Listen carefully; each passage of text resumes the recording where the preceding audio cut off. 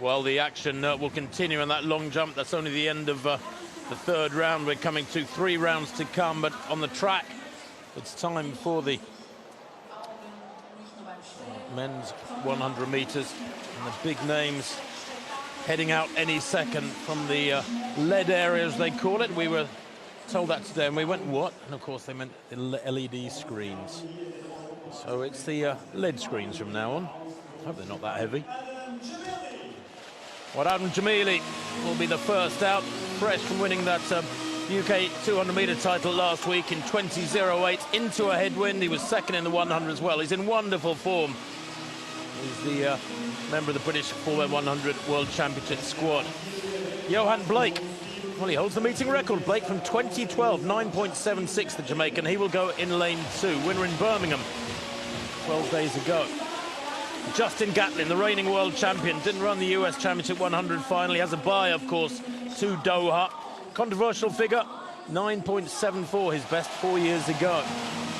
There is Noah Lyles, the man of the moment, the world #1 at 200 meters, the world #2 at 100. Full of energy, so charismatic, really enjoys it and translates that to the crowds. He won in Paris last Saturday, 19.65 for 200. Akani Simbine, the Commonwealth champion from South Africa, only 7th in Birmingham 11 days ago, in fact. Won the London in his Diamond League in his season's best of 9.93. Zarnell Hughes of Great Britain, the reigning European champion, 3rd in the UK 100, 2nd in the 200 last week. He goes in 6th. Alex Wilson, the local man, gets the biggest cheer of all, of course. European Championship bronze medalist last year, over 200 metres. Holds that Swiss national record. His best, though, 10.08. Earlier on this summer is his lifetime best. Mike Rogers, well, the most experienced in this field after Gatlin, 34 years old now. Winner of the Pan Am Games a couple of weeks back. 2nd in the US Championships. He will be in Doha for the USA. 9.97 this year. And then Jie Zhenye of China, who was only 8th in Birmingham in 10.17, 11 days ago in the Diamond League there. But that's the field, this men's 100 metres. Fastest time in the world this year, 9.81 by Christian Coleman. Coleman, of course, accused of missing 3 whereabouts tests in this last year, just in the last week or so, and is unable to race. He disputes this, so the case is under review and will be judged in the next week. But for the moment, the world #1 is absent. And the big question mark is, will he be cleared in time to run in Doha? So these are the main men. If Coleman does not race in Doha, Gatlin has been done a huge favour in his efforts to retain his title. Lyles, of course, only running the 200 metres at the World Championships, but in fabulous form when he ran that 19.50 to win in Lausanne a couple of months back, over 200 metres. I think it made him the 4th fastest man in history over the half lap. But this is a strong field, despite Coleman's absence. Jamili in 1, Blake in 2. Justin Gatlin goes in 3, the reigning world champion, 37 years old now. Oldest in the field by 3 years, ahead of Rogers, who himself is 34. Everybody else quite some way under 30.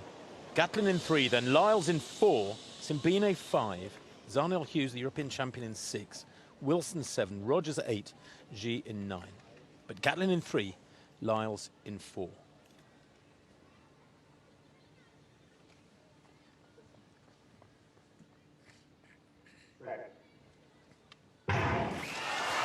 Great start from Gatlin, snatches half a metre off Lyles, who's coming through now. Lyles working hard to get back to Gatlin, but is he going to get there? Yes, he is. That strength brings him through. Great running on the near side too from Gide to take 2nd place, 9.98. Well, there was a moment there where Lyles closed on Gatlin after about 50. Then Gatlin pulled away again. I thought it was going to stay clear. And then Lyles' 200-metre strength kicked in at around 75. And he eased past the world champion and took the scalp, and an important scalp too, Steve. And I just cannot see him being challenged by anybody over 200 in Doha. What a shame he's chosen not to double up in Qatar. Brilliant running there from the Chinese, Jie Zhenye, who is a sub-10-second man. We mustn't forget that. Ran 10.01 earlier on this year, 10.04 for second place there. Good running from Blake, 10.07. And Gatlin easing back to fourth place, 10.08. Careful. His socks tonight, an homage to, I think, Kill Bill movies. He's a fan of martial art movies, isn't he?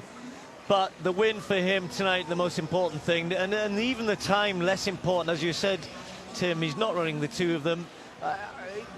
I'm trying to work this race out here, because Gatlin, to me, until 70 metres, kind of looked like he had it. And then I'm not sure the Lyles just maintained and Gatlin came back to the field. That's what it looked like, really, because you'd expect Lyles to be ahead of the rest of the people. Just watch here, good start. Lyles, you'd think, OK, he's going to come on, but he's not making many inroads here. And then all of a sudden, Gatlin runs out of gas. And Lyles comes through, Shear comes through, everyone just kind of maintains through. Gatlin almost gets run down by 3 or 4 others. But it's the 200, we know he's going to be so good.